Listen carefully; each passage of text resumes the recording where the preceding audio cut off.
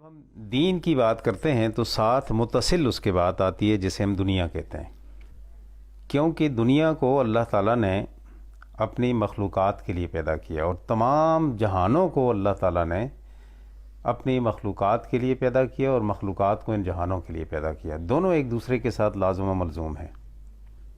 اب اس دنیا کی ہم بات کرتے ہیں تو آپ کا سوال ہے کہ انسانی لحاظ سے دینی ارتقاء کے بارے میں یا دینی لحاظ سے انسانی ارتقاء کے بارے میں، دونوں باتیں ایک ہی ہو جاتی ہیں۔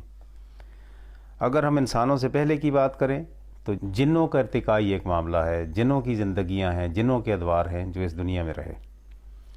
انسانوں کی بات ہے تو ان کا آغاز حضرت آدم علیہ السلام سے ہوتا ہے، جن کی پیدائش اللہ تعالیٰ نے اپنے ہاتھوں سے کی، ان کی جست خاکی کو بنوایا اور اس کے بعد پھر کندھوں سے اوپر کا حصہ اپنے ہاتھ سے اور اس کے بعد اس میں روح پھونکی اور اس کے بعد انہی کی مرضی اور منشا کے مطابق حضرت حوا سلام اللہ علیہ کو پیدا کیا، جس کا قرآن مجید سورہ نساء کے آغاز کی پہلی آیت مبارکہ یا ایھا الناس اتقوا ربکم الذی خلقکم من نفس واحد، یہاں سے شروع ہوتا ہے۔ اب ادوار کی ہم بات کرتے ہیں کہ انسانوں کا ارتقاء کیسے ہوا۔ سوال آپ کی آج کی نشست کا ہے جس کا تعلق قیامت سے ہے۔ اب قیامت کے آنے کے لیے کسی وجود کا ہونا ضروری ہے کہ کوئی وجود ہوگا تو وہ فنا ہوگا۔ جب تک وہ وجود نہیں ہے تو فنا کیسے ہوگی اسے؟ تو پہلے ڈسکشن ہوتی ہے وجود کی، تو وجود فنا ہونے کے لیے جو قائم اللہ تعالیٰ نے کیا وہ دنیا، اور دنیا کے اوپر انسانوں کا وجود اور دیگر تمام مخلوقات کا جو انسانوں کی اپنی ضروریات کی تکمیل کے لیے اللہ تعالیٰ نے ساتھ ساتھ ان کو رکھا۔ اب دیکھیے آدم علیہ السلام کے بعد اللہ تعالیٰ نے ان دونوں کے اتصال سے، یعنی ایک آدم کو تو اللہ تعالیٰ نے بالکل انوکھے انداز میں پیدا کیا اس پروسیس سے جس سے آج کل انسان اپنے ہاں وقوع پذیر ہوتے ہیں، ظہور پذیر ہوتے ہیں، پیدائش ہوتی ہے، اس کے بعد پروان چڑھتے ہیں، بوڑھے ہوتے ہیں، فوت ہوتے ہیں یا جوانی میں موت آتی ہے، اس کے بعد پھر جوڑا جوڑا ہونے کے بعد ان کی اپنی نسل کشی کا آغاز ہوتا ہے اور آگے بڑھتی ہے۔ اس سلسلے سے بالکل ہٹ کے اللہ تعالیٰ نے آدم علیہ السلام کی تخلیق کی، اور اللہ تعالیٰ کہتا ہے قرآن مجید میں کہ میں نے آدم علیہ السلام کو مٹی سے پیدا کیا، وَخَلَقْنَا الْآدَمَ مِنَ الطِّينِ، ہم نے مٹی سے پیدا کیا۔ اب وہ مٹی سے پیدائش حضرت آدم علیہ السلام کی جو ہے، اس کے بعد آنے والے انسانوں کی پیدائش اس انداز سے نہیں ہے مٹی سے جیسے آدم کی ہے۔ پھر اللہ تعالیٰ نے لذت کا، شہوت کی لذت کا ایک عنصر رکھا جو میاں اور بیوی کے درمیان، اور وہاں سے عمل تولید اللہ تعالیٰ نے شروع کیا۔ اب ہم اس طرح کرتے ہیں کہ اس کو نبی پاک صلی اللہ علیہ وآلہ وسلم تک اور قیامت تک آدم علیہ السلام کی نسل کے، انسانیت کے یا انسانوں کے ارتقائی منازل کو ادوار میں تقسیم کر دیتے ہیں۔ تو اس میں ہم دیکھتے ہیں تو پہلا دور ہمارے پاس آتا ہے حضرت آدم علیہ السلام سے لے کر حضرت نوح علیہ السلام تک کا۔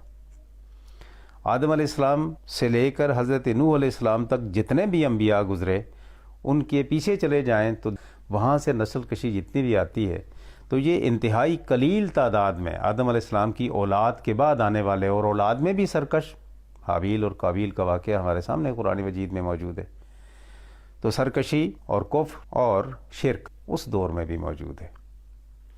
تو بہت کم لوگ انبیاء کی تعلیمات کے اوپر یا اللہ تعالیٰ کی وحدانیت کے اوپر یا ان انبیاء کی رسالت کے اوپر یا ان ایمانیات کے تقاضوں کے اوپر عمل کرنے والے یا ان پر ایمان لانے والے بہت کم تعداد میں لوگ اس دور میں ہی پائے جاتے ہیں۔ تو یہ پہلا دور خال خال مسلمانوں کا، اس لیے کہ there is scanty kind of population in this world, بالکل ریئر قسم کی، کم ترین قسم کی آبادی ہے اس دنیا میں۔ نوح علیہ السلام تک جب ہم آتے ہیں تو نوح علیہ السلام کے دور میں ہزاروں کی تعداد میں لوگوں کا وہاں پر وجود پایا جاتا ہے۔ اب نوح علیہ السلام کا اپنا جو علاقہ ہے تو اسے ہم بابل، عراق، یا یہ کہہ لیں کہ یہ چار دیواری، اس کے اندر مڈل ایسٹ کا پورا علاقہ، جس میں وہ پہاڑی سلسلہ جو گولان کی ہائٹ سے اور پیچھے سے لبنان سے، اس کے بعد مصر کی پہاڑیاں، اس کے بعد شام کی، اور اس کے بعد پھر ترکی کی یہ جنوبی علاقہ اور شمالی علاقہ، شمالی عراق، اس کے بعد ایران کا شمال، اور اس کے بعد ایسٹرن ایران، اور یہ سارا جتنا علاقہ اندر آتا ہے جس کو ہم مڈل ایسٹ کا علاقہ کہتے ہیں، اس علاقے میں حضرت نوح علیہ السلام پیغمبر بنا کر اس قوم کے لیے بھیجے گئے۔ اب نوح علیہ السلام تک انتہائی سکینٹی قلیل تعداد میں لوگ ایمان لانے والے، اس کے بعد نوح علیہ السلام کے اوپر بھی انتہائی قلیل تعداد میں، اندازہ لگائیے آپ کہ 950 سال تک آپ صرف تبلیغ کرتے ہیں، اور عمر مبارک اس وقت کتنی ہے کوئی پتہ نہیں ہے۔ ہمیں تاریخ کی کتابوں سے پتہ چلتا ہے کہ 1500 سال تک انہوں نے عمر پائی حضرت نوح علیہ السلام نے۔ قصص القرآن کے مطابق حضرت نوح علیہ السلام نے 950 سال میں جن لوگوں کو اسلام کی طرف مائل کیا یا جو لوگ اسلام لائے آپ علیہ السلام کے اوپر، ان کی تعداد 7 یا 9 گنی جاتی ہے اتنے سالوں میں، اور جن میں ان کی اپنی بیوی بھی مسلمہ نہیں ہے نوح علیہ السلام کی، ایک بیٹا ہے وہ بھی کفر میں مبتلا ہے۔ اب یہاں تک دور ختم ہوتا ہے حضرت آدم علیہ السلام سے لے کر نوح علیہ السلام تک۔ نوح علیہ السلام نے جس وقت اپنی قوم کے لیے بد دعا کی، قوم تباہ ہوئی، اور نوح علیہ السلام اس وقت ایک کشتی اللہ تعالیٰ نے کہا وہ بنائی، وہ پورا واقعہ قرآن مجید میں موجود ہے، جودی پہاڑ کے اوپر جا کر ٹھہری۔ اس کے بعد اس کشتی میں جو لوگ سوار ہوئے یا اس کشتی میں انہوں نے جوڑے ان مخلوقات کے جو اس مڈل ایسٹ کے ایریے میں موجود، پوری دنیا میں طوفان نوح نہیں آیا۔ طوفان نوح کے لیے یہی ڈیمارکیٹڈ ایریا تھا جسے ہم مڈل ایسٹ کہتے ہیں۔ اس میں سیلاب، اس میں تباہی، اس میں طوفان آیا، اور اس کے بعد سارے لوگ غرقاب ہوئے۔ حضرت نوح علیہ السلام نے مشیت الہی کے تحت اس علاقے کے رہنے والے ہر مخلوق کے 2 جوڑے انہوں نے پیر کر کے اپنی کشتی میں سوار کروائے، اور وہی لوگ تھے جو آپ پر ایمان لائے، اور اس میں آپ کے 3 بیٹے تھے اور چند بیٹیاں تھیں آپ علیہ السلام کی جو آپ کے ساتھ سوار ہوئیں۔ اب یہ دور جو حضرت نوح علیہ السلام کا گزرتا ہے، اس میں بھی دیکھ لیں اس کے بعد کے آنے والے انبیاء تک آئیں، اب ان کے ادوار میں بھی لوگ بہت قلیل تعداد میں ایمان لے کے آئے، مثلا حضرت صالح علیہ السلام، مثلا حضرت ہود علیہ السلام، اور حضرت یونس علیہ السلام تو ڈس اپوائنٹ ہو کر اپنی امت سے چھاڑ کے چلے گئے، اور اللہ تعالیٰ نے پھر ان کے اوپر ایک آزمائش ڈالی، کشتی والوں نے اٹھا کے بھیجا۔ الگ ایک لمبی نشست کی ضرورت ہے اس کے بارے میں، قصص الانبیاء کے سلسلے میں کبھی اللہ تعالیٰ نے توفیق دی تو ایک نبی کے بارے میں ذکر اس کا کریں گے رب کریم کی کرم فرمائی سے۔ فی الحال ہمارا جو ٹاپک ہے اسی کی طرف آتے ہیں۔ تو ان ادوار میں بھی بہت قلیل تعداد میں یہ دور ختم ہوتا ہے آ کر حضرت ابراہیم علیہ السلام پر۔ اب ابراہیم علیہ السلام کا دور جب آتا ہے تو اس دور میں بھی لوگ کفر اور شرک اور الحاد میں اور جادوگری میں بہت زیادہ ہیں، اور انبیاء کی تعلیمات پر عمل کرنے والے بہت کم ہیں۔ حضرت ابراہیم علیہ السلام بابل عراق میں پیدا ہوئے، اور عراق میں پیدا ہونے کے بعد یہاں پر نمرود کی قوم کے لوگوں نے اور آپ کی اپنی قوم کے لوگوں نے بالآخر آپ کو دیس نکالا دیا، آپ نکل جائیں یہاں سے۔ اللہ تعالیٰ کی مشیت اس میں شامل تھی، آپ فلسطین چلے گئے، اس کے بعد مصر میں، اور اپنے نبوت کا دور آپ علیہ السلام نے وہیں پہ گزارا۔ آپ کی اولاد میں سے اس کے بعد پھر 2 طرح کے ادوار نکلتے ہیں، ایک دور نکلتا ہے اسماعیلیز کا، حضرت اسماعیل علیہ السلام کا، دوسرا دور نکلتا ہے ادھر سے حضرت یعقوب علیہ السلام کا، جنہیں بنی اسرائیل کہتے ہیں، یا اسحاقی کا، اسحاق علیہ السلام کے بیٹے حضرت یعقوب علیہ السلام کا دور۔ اب ان کے ادوار میں بھی اسلام قبول کرنے والے لوگوں کی تعداد بہت کم ہے، لوگوں کو اس زمانے میں بھی رجحان زیادہ بت پرستی کی طرف ہے۔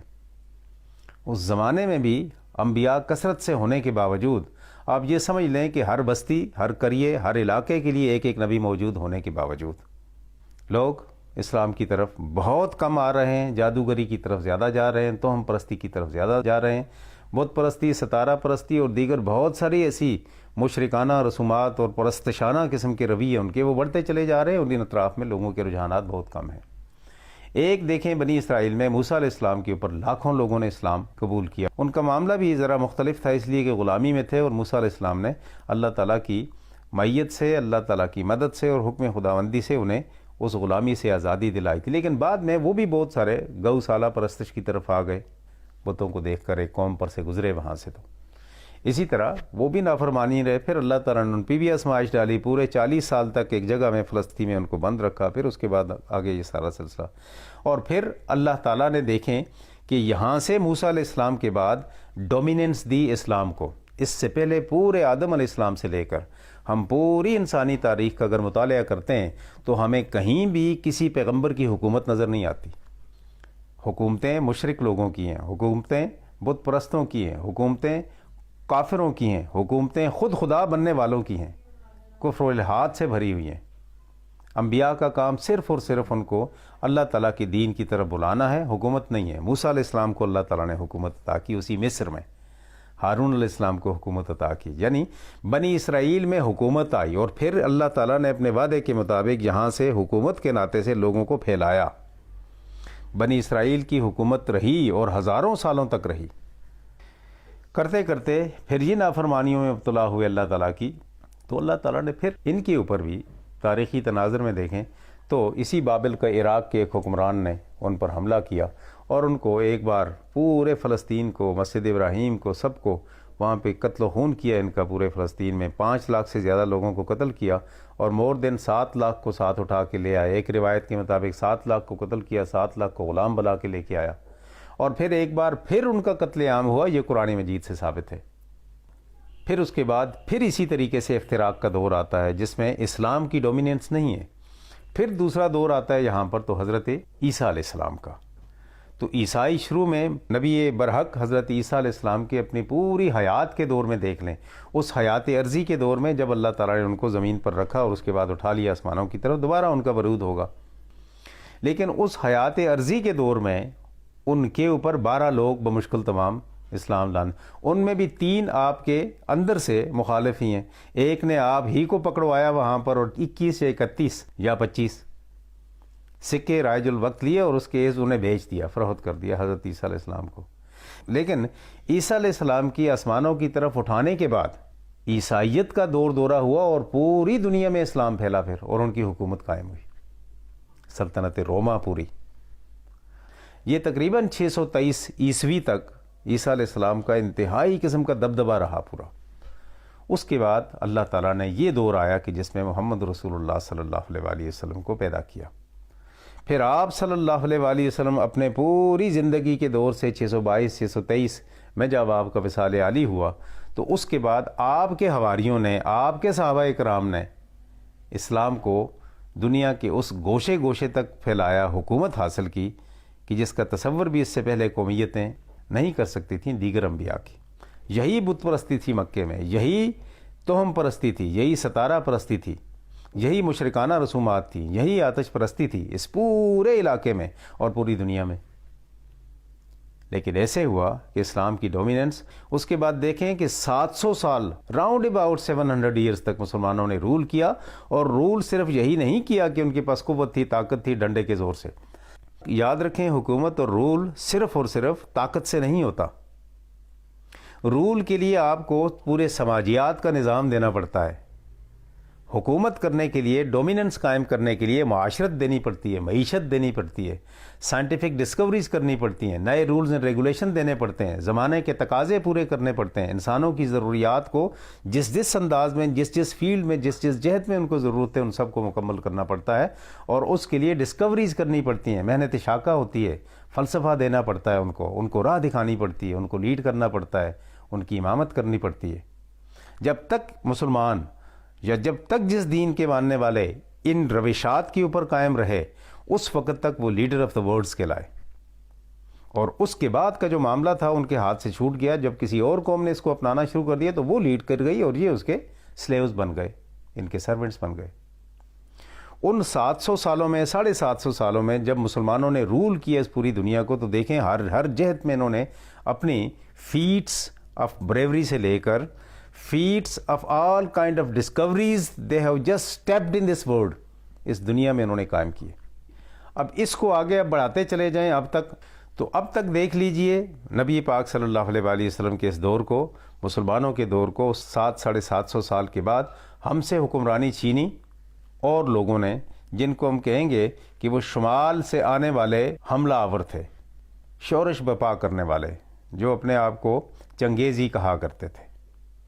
ابھی ان کے بارے میں تھوڑی سی ڈسکشن اسی ہماری اس ریلیونسی میں آتی ہے، وہ بعد میں کرتے ہیں ہم. انہوں نے چھیننے کے بعد اگلا جو دور ہمارے مسلمانوں کا تھا یا اسلام کا تھا وہ دوبارہ ماند پڑنا شروع ہو گیا اور ہم دوبارہ ان لوگوں کے غلام ہو گئے، ان قوموں کے غلام ہو گئے جن قوموں نے وقت کے تقاضوں کو پورا کرنے کے لیے رات دن لگا دیے اور ہم ان کے طفیلی بن گئے، کیونکہ ہم نے اپنے وہ کسب، وہ کام، وہ کمالات جو ہمارا خاصہ تھے انہیں ہم نے اپنایا نہیں بلکہ ان سے دستبردار ہونا شروع ہوئے اور ہوتے چلے گئے. اور باقی ہم نے اپنے پاس کیا رکھا؟ ایک ڈنڈا، ایک تلوار، اور سمجھا کہ اس تلوار اور ڈنڈے سے ہم بہت سارے ایسے علاقوں میں حکمرانی قائم کر سکتے ہیں جو اب تک دیکھ لیے 1857 تک ہماری لولی لنگڑی حکومت جو اس علاقے بر صغیر کے اوپر بھی تو قائم رہی ہے نا. اسی طرح پیٹی قسم کی سٹیٹس آپ دیکھ لیں تو افریقہ میں یا سینٹرل ایشین سٹیٹس آپ دیکھ لیں اسی طریقے سے وہ ہماری رہی ہیں. لیکن so far as the dominance on the earth is concerned, that was totally vanished from our hands, that was slipped away from us. And we could not retain that one in our hands. نہیں کر سکے ہم اپنے ہاتھوں میں. What was the main cause? Because we alienated and separated ourselves from the mainstream of those discoveries and all kind of those efforts which were required to be done for that purpose. ہم اس سے بالکل الگ ہوتے رہے. یہی وجہ تھی کہ ہم پیچھے رہ گئے. اب دنیا کے اگلے ارتقاء کو دیکھیں قومیتوں کے ناطے سے, تو وہاں ہمیں دوبارہ جانا پڑتا ہے. جی بیٹا آپ کچھ کہنا چاہتے تھے؟ میں سوال کرنا چاہتا ہوں جی یہاں پہ, حضرت نوح علیہ السلام کے بعد انسانوں کی قومیت کا ارتقاء کیسے ہوا اور لوگوں کی حکومتیں کیسے کیسے قائم ہوئی؟ اچھا, یہ بھی اچھا سوال کیا آپ نے. دوبارہ اسی پوائنٹ کی طرف آپ لے کے چلے گئے, حضرت نوح علیہ السلام کی طرف. جی, اب تاریخی تناظر میں دیکھیں تو حضرت نوح علیہ السلام کے ساتھ کشتی میں سوار ہونے والے ان کے 3 بیٹے تھے, خام, سام اور یافس. یہ بیٹے اس کے بعد اپنے اپنے طور پر ان کی اولادیں, اور یہ یہاں سے بابل سے باہر نکلے. سام جو تھا وہ یہیں بابل میں رہا, خام جو تھا یہاں سے نکلا اور وہ افریقہ کی سائڈ پہ چلا گیا. یافس اسی عراق سے اپنے شمال کی طرف نکلا, جو ہمارا علاقہ افغانستان, پاکستان, اس کے تاجکستان, ترکمانستان, آذربائیجان, قزاقستان, اس کے بعد رشیا آپ کے لیں, اس کے بعد چائنا, اس کے بعد کفکازیا آ جاتا ہے اس میں, یا پھر آپ تارتارستان کے لیں اس کو, یا پھر ایشیا مائنر کے وہ ممالک, یہ پھیلتے چلے گئے. اس کے بعد ہمارے ہاں ہندوستان, اس کے بعد یا اس سے آگے سری لنکا, نیپال, بھوٹان, مالدیپ, بنگلہ دیش, میانمار, اور یہ پچھلے علاقے جس میں جاپان آ جاتا ہے, یا پھر ایسٹ کے وہ علاقے, انڈونیشیا آ جاتا ہے, ملائیشیا آ جاتا ہے, فجین آئیلینڈز آ جاتے ہیں. اس سارے علاقے میں یافس کی قوم پھیلی. سینٹر میں رہا سام, جو اپنے ہی باپ کی گدی کے اوپر بیٹھا رہا, حضرت نوح علیہ السلام کی. اب سام کا اپنا جو ڈومیننس کا علاقہ بنا, وہ ہمارے پاس کیا بنا؟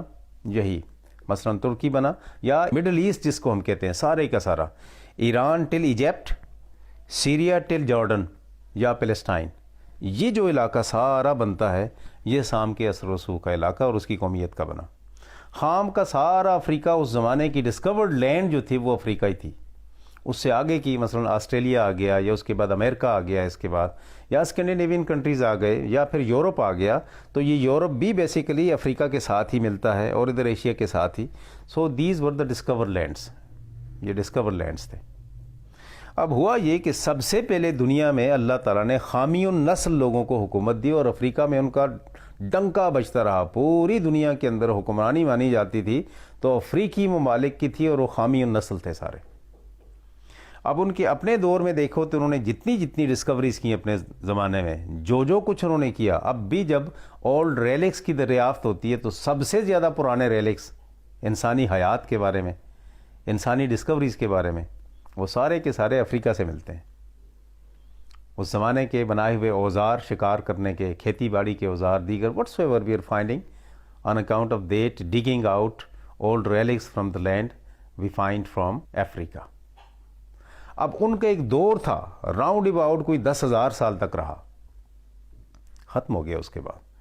اس کے بعد ختم ہوا تو یہاں پر سامی النسل لوگ جو تھے یہ حکومت میں آنا شروع ہوئے, اور ان کی حکومتیں بڑی مشہور ہوئیں.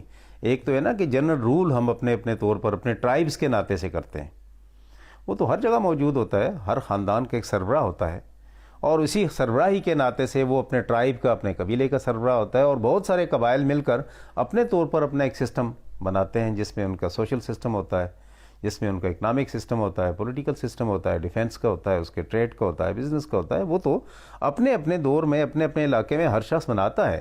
لیکن جسے ہم رول کہتے ہیں باقاعدہ اسٹیٹ کی صورتحال میں, وہ شکل یہاں ہمیں سامی النسلوں میں یعنی مڈل ایسٹ میں نظر نہیں آئی اس 10,000 سالہ دور میں جو ہمارے پاس افریقہ کا دور نظر آتا ہے.